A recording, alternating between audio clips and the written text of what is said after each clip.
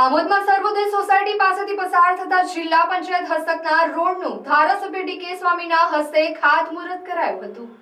ભરૂચ જિલ્લા પંચાયત દ્વારા 70 લાખની ગ્રાન્ટ ફાળવવામાં આવી હતી। રૂપિયા 70 લાખના ખર્ચે તૈયાર થનારા આરસીસી રોડથી આસપાસના લોકોની સુવિધામાં વધારો થશે તેમજ વાહન ચાલકોની સુવિધામાં પણ વધારો થશે, જે રોડ ઉપરથી આમોદ, જંબુસર તેમજ કરજણ તરફ સરળતાથી જઈ શકાશે।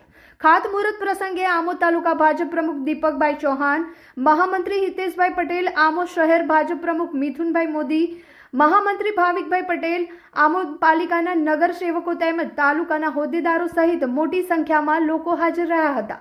ધારાસભ્ય ડીકે સ્વામીએ વહેલી તકે રોડની કામગીરી પૂર્ણ કરવામાં આવશે તેવી કામના વ્યક્ત કરી હતી અને જિલ્લા પંચાયતના પ્રમુખ સહિત રાજ્ય સરકારનો આભાર વ્યક્ત કર્યો હતો। જે 70 લાખથી વધુ રકમનો આ રોડ બનવા જ્યારે જઈ રહ્યો છે, ત્યારે આજે સર્વોદય સોસાયટી પાસે આજે ભારતીય જનતા પાર્ટીના સૌ કાર્યકરો દ્વારા એનું ખાતમુહૂર્ત કરવામાં આવ્યું।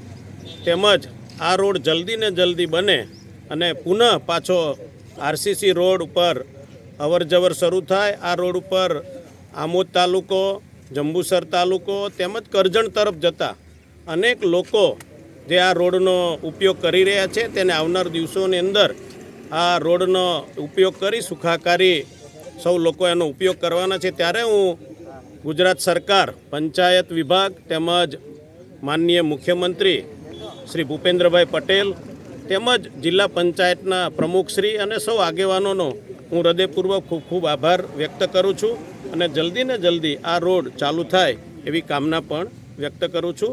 અસ્તુ, ધન્યવાદ, વંદે માતરમ, ભારત માતા કી જય। નદીનો બ્રિજનું અત્યારે કામ ચાલુ છે અને કેટલાક લોકોએ સોશિયલ મીડિયામાં પોસ્ટ